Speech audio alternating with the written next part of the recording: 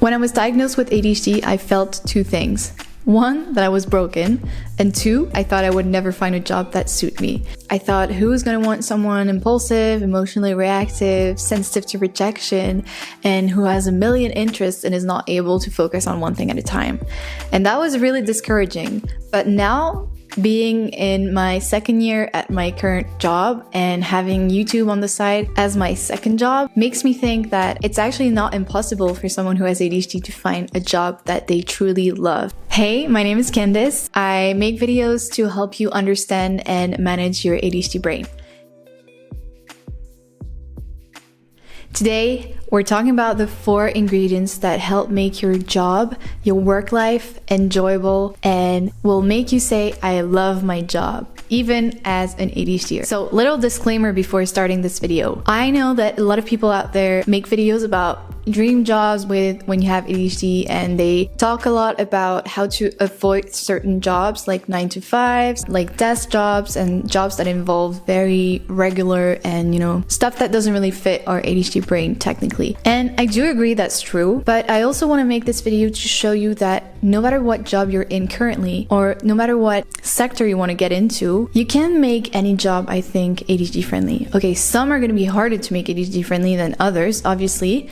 The high dopamine ones, the high, pressure, like everything that brings you stimulation, which is going to be the first thing we talk about right after that. Everything like this is obviously going to be great for an ADHD brain. But follow these 4 ingredients to make your own recipe for a job you love, and I promise you'll see results. I really believe that you can influence how much you like your current job. If you're currently in a job, instead of looking for something else elsewhere, you can truly manipulate the job into something that fits your brain, that fits your interests, and something that you love doing.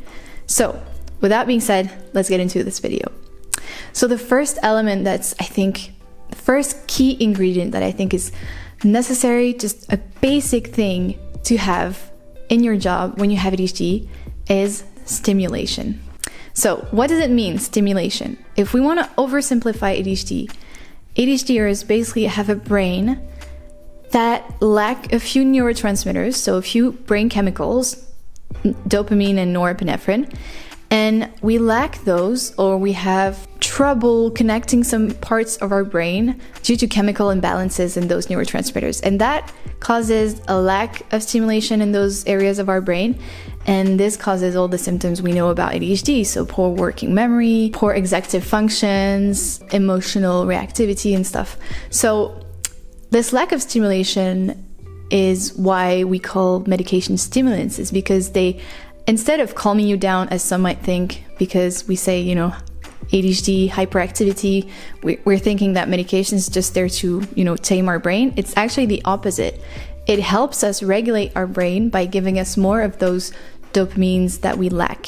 And so stimulation is essential because being stimulated for the ADHD brain is like boosting your brain to be able to function correctly. So it's like giving a nudge to your brain to say, okay, now you have enough of those chemicals to focus on this task. Now you have enough of those chemicals to not be as impulsive. Now you have enough of those chemicals to do anything you want. And we can find stimulation pretty much anywhere in our jobs.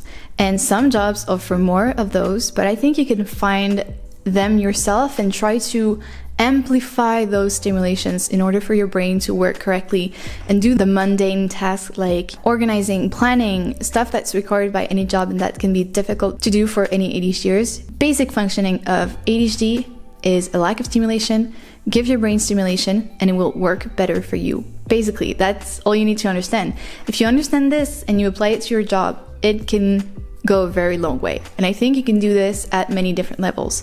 So for example, if you bring novelty to your job, if you have a job where you always have changes, you change partners on a project, you introduce new members to the team often, you have new projects coming up like every month or every 2 months, it's an environment where a lot of things are new, a lot of changes are happening, this will be very beneficial to your ADHD brain. If you're in a company where this does not happen normally, you can make that happen maybe by learning, which is also something else that can stimulate your brain. I think learning, always being in a learning mode for ADHD brains is great. So pick a subject, pick a goal that you want to reach in a particular area in your job. Another way, of course, and I think that's what a lot of people refer to when they say dream job for someone who has ADHD, is being in a high pressure, fast paced environment. So those people working in ERs, those people being firefighters, jobs that are very, very high stakes and that require a lot of moving around, dopamine, and just stress, constantly being in a stressful environment.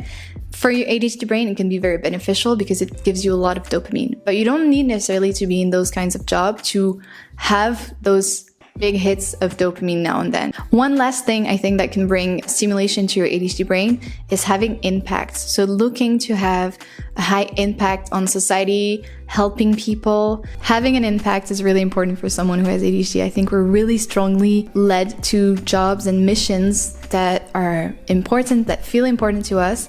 So for example, in my main job, I work in healthcare and in the diagnosis sector. So there's a drive every day to wake up and do something that's going to change people's lives, literally. But that can be the case in other sectors, not necessarily healthcare. As long as you feel a mission, I think you'll feel more driven and motivated on those days where, the work is more difficult or you have less stimulation elsewhere. I think the impact you have on other people can be a huge driver for someone who has ADHD.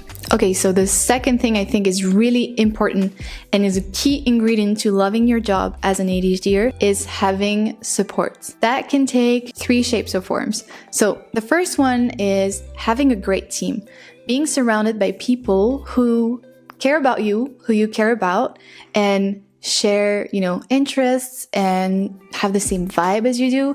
So I don't know if you can see that in an interview, but you can, ask those questions that can lead you to think, okay, they're a bit like me. I'm going to find my people, my tribe, or see that, those people are not really resonating with you. And you can be like, okay, maybe this is not the right fit for me. I think it's really important to find people that will make you want to get up and go to work. And I think this is even more important when stimulation is low, when you're at, times in your job when it's not really interesting or nothing really big is happening. It can feel a bit daunting to go to work. But if you have those people, you just, want to get up and say hi to them and have chat during the day, throughout the day. And it's just great to have those people who can become friends even. And I think that's really motivating. It's actually one aspect of being on site all the time that I miss. Now being fully remote, I don't get as much time with people that I used to. And it's really something that I miss. I think it's important to have a good balance of remote and on-site for us ADHDers, at least for me, because I think it's helpful to have those contacts.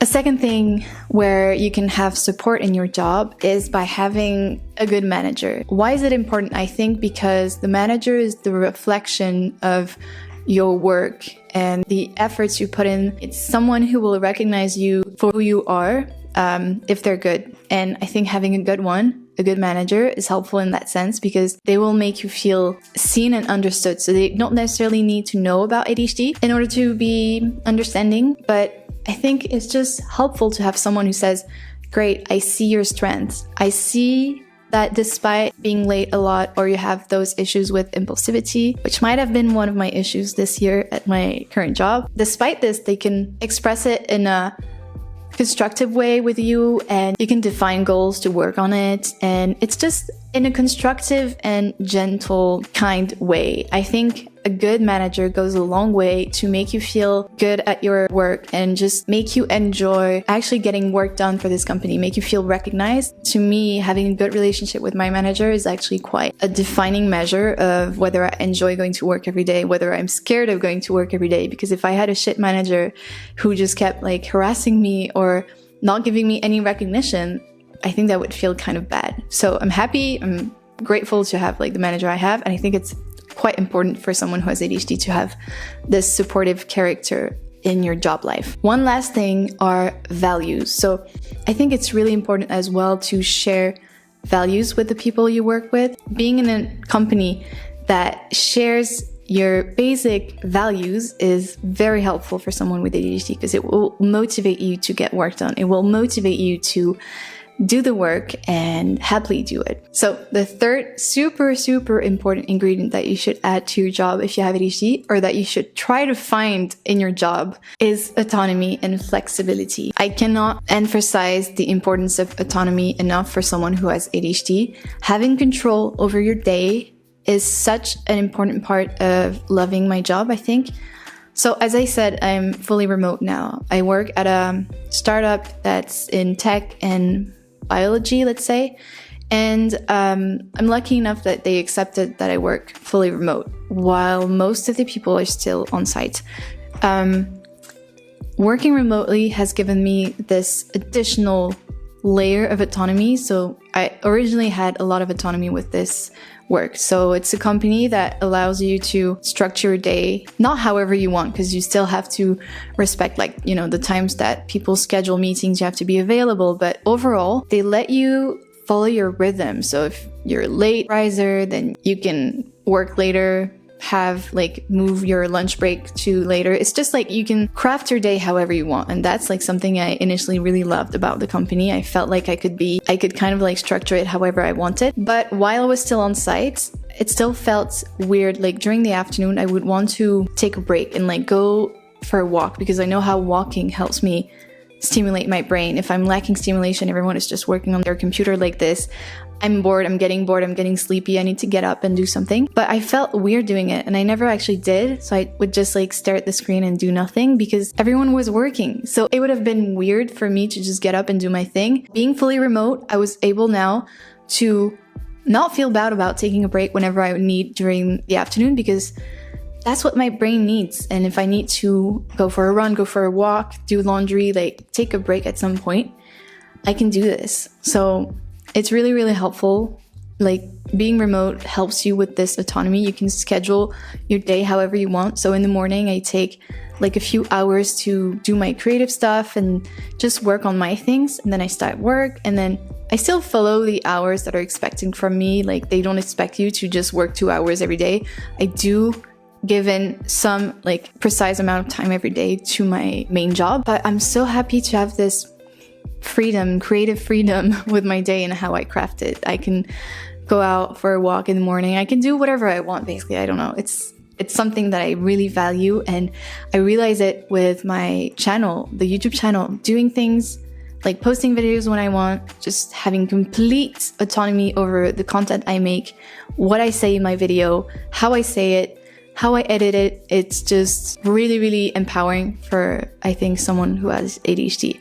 So if you can bring any kind of autonomy and flexibility into your job, maybe by asking for, a 4-day week instead of 5, or maybe by asking if it's possible to come in a bit later into work if you are used to taking this time early in the morning to work on some other projects. Just if you're able to ask for crafting your day however you want, even if you're on site, or maybe you can ask for more remote days. If you have like 3 out of 5 or like 4 out of 5 remote days, that can mean more flexibility for you. It's just basically taking into account the needs that you have, the needs that you have to, as I said, exercise, just be stimulated in order to do a good job.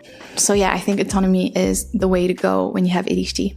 I think flexibility also shows up in the way a company lets you experiment and propose new things and fail also. I think companies that are open to people trying things out, people bringing new ideas, I think those companies, usually startups, but actually no, I think there are big companies that just, I haven't worked at one of them, but I'm sure there are big companies out there who have that mindset. Probably like the big ones like Google, I suppose they're like very open to people, bringing their creative ideas front and applying them if they're any good. So I think being in a company or a job or a position that allows you to be creative and just innovative, bring innovation to the front, I think those will stimulate your brain even more and be really, really satisfying for someone who has ADHD. So basically avoid being in a job where people tell you what to do every single second of the day. And last but not least, the most important thing, but this one is really, really big and it requires some discussion. And I'm not settled on my opinion about this. The fourth ingredient, I think, to loving your job as someone who has ADHD is finding something or following something you love, following and developing an interest. Or interests, plural. Why is it so important? I think, as I mentioned at the very beginning of the video, stimulation is basically the center of ADHD and treating ADHD. If you have ADHD, you were at school, you know that some subjects were like really, really fascinating. You kept raising your hands, talking to the teacher, having really good grades, submitting things on time. Like those were the subjects that you were really into. And then there were the other subjects like maths for me, statistics, like the ones I really sucked at and I didn't like. I had no interest in them. I never could do 1 single minute of work. And I was like, I'm so lazy. Like, why can't I just do my exercises? But because I had so little interest into those subjects, it was like 100 times harder for me to work on them, literally. And this block, I could never go past it. It was always like, I cannot work on this. It's like, I'm not interested in this. Why would I make myself go through this? I don't care. I don't care about this. And if you're in a job where every project, every task is related to something you're not interested in at all, then that's a problem. And I think you need to be in a position where most of your tasks, most of your projects involve something you're really interested in. So as my main job is in genomics, which is like a field in natural sciences, biology, and I'm a biology major. I did that as my master's as well, biomedical engineering. So I'm pretty interested in this, let's say that. And my job really mixes tech and biology. And, tech, computer programming, developing, not really my cup of tea. It's like, it's not one of my biggest interests, but I am decently interested in this. But because there is this biology aspect to my work, even though I work like 70% of it is, tech related discussions, tech related projects and stuff, because there's still this, biology thing that I do on a daily basis, I can always go back to learning more about biology, about genomics, about how DNA works, etc., like nerd stuff in biology. And this always brings me back to a stimulated state where I'm interested. I think it's really interesting what I do. And when I talk about what I do, I start there. I start with the why and the mission of the company, and what are we solving and the impact we have and all the things related to the thing I love, molecular biology, etc. Those are interesting to me. And same with YouTube, obviously. Like, I'm super, super interested about ADHD. I make videos about this because I care, because I want to share with you what I learn on a daily basis, like my reflections about ADHD. I really, really care. And I am so interested. So it's definitely something that's helping me have a work life that I love. If I was in the financial business, for example, in my main job, so if it was tech, like fintech, I think I would get bored out of my mind. And don't get me wrong, like, people in finances, great for you, amazing. If you love it, amazing. If you don't, then don't do it. That's basically my advice. I wouldn't say find your passion, because I don't agree with this advice, because if you don't have an initial passion, like, I didn't love biology when I was 2, I grew my interest into it. So I would say, as ADHDers, it's really easy to find interests, because we keep like hopping from one hobby to the next. We always have something that we're interested in. We're very curious. So if you're initially looking for a job right now and you're, hunting for a job, try to make it fit to at least one of your interests, I would say. And if you're in your current job and you're asking yourself, am I really interested in what I do? I think you would know by now, because you would already be looking for another job if you weren't. So just ask yourself, how can I link it to something I really enjoy doing and I'm really interested in on a daily basis? Because that's going to determine a huge part of if you love your job or not. I'm done with the 4 ingredients, so let me remind you. First one, find stimulation. Second one, find support. Third one, have autonomy and flexibility in your job. And the fourth one is following or developing your interests. Now that you have those 4 ingredients, the question remains, having ADHD, if I want to change job every 2 or 3 years because I'm getting bored at something I'm really interested in and now I'm interested in something else, what should I do? Well, the short answer is don't take any rash decisions. I would say take little bets, and that's something from Cal Newport's book, So Good I Can't Ignore You. Little bets are just things that you can do to see if the new thing you want to do could work. So let me explain. If I want to create a YouTube channel and let's say I want to quit my job and only do that, first I need to check if I could actually make it as a YouTuber. If people give me money for that, then maybe it means that I have some potential and I could live off this business. But if I just go like, yeah, let's quit my job and let's find out if I can do YouTube full time, then there's a chance that I might fail. And that would mean very bad financial things for me. I think if you take the route of the little bets, you can change like every 2 or 3 years. If you're getting bored at your job and you know you don't like it, just trust your instincts. Use the little bet strategy and use the 4 ingredients that I told you in this video. And I think you might find the perfect job for you right now. And then maybe in 3 years, the perfect job will be a different job. And that's completely okay because we have ADHD. We know we're always going to change interests and that's just how it is. Thank you so much for watching this video. Please like and subscribe if you enjoyed the content. Share it with your family and friends, anyone who's looking for a job or looking for insights on how to find the perfect job. There's hope, I swear. I think we can all find a job that we love. And there's no one size fits all. You don't have to be an actor or work in the ER to have a job you love. Even being an accountant can be really fun for someone who has ADHD if they're in the right environment, right company, right structure. It's not all about the job. It's about how you structure your job into your life, not your life around the job. I'm really, really happy that you enjoyed the video. If you watched until now, that means you must have enjoyed it. So thank you so much for showing your support. Take care and see ya.